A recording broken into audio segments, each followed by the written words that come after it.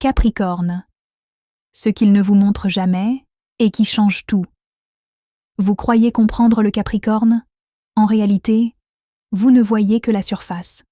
Le Capricorne donne une image forte, solide, maîtrisée, indépendante. Mais, émotionnellement, c'est beaucoup plus complexe que ça. Pour comprendre un Capricorne, il faut d'abord comprendre une chose essentielle.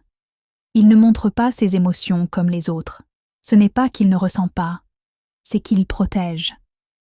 Le Capricorne a appris très tôt à se débrouiller seul, à ne pas trop dépendre des autres, à ne pas exposer ses failles. Donc il garde tout à l'intérieur. Il analyse, il observe, il teste. Avant d'ouvrir son cœur, il veut être sûr.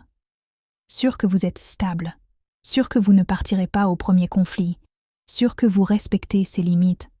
Parce que derrière cette façade forte, il y a une grande sensibilité, mais une sensibilité silencieuse. Le Capricorne ressent profondément. Simplement, il ne dramatise pas. Quand il est blessé, il ne crie pas. Il se referme.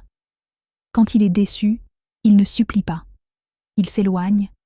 Quand il aime, il construit. Ce signe ne joue pas avec les sentiments. Il investit sur le long terme. Il a peur d'une chose plus que tout, perdre le contrôle émotionnel. Pas par froideur, mais par peur d'être vulnérable face à la mauvaise personne. Si vous voulez comprendre un Capricorne émotionnellement, retenez ceci. Il exprime son amour par les actes, pas par les mots. Il sera présent, il vous soutiendra. Il prendra ses responsabilités. Il fera des efforts concrets. Mais il dira rarement « j'ai peur »,« je suis blessé »,« j'ai besoin d'être rassuré ». Et pourtant, il en a besoin. Le Capricorne a besoin de sécurité affective, de constance, de respect. Il a besoin de sentir que vous êtes solide, vous aussi. Parce qu'il ne donne pas son cœur facilement. Mais quand il le donne, c'est sérieux. Et s'il décide de partir, c'est qu'il a déjà réfléchi longtemps. Rien chez lui n'est impulsif.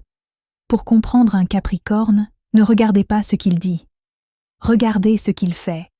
Et surtout, ne prenez pas son silence pour de l'indifférence. Parfois, son silence est simplement une émotion qu'il n'arrive pas encore à exprimer.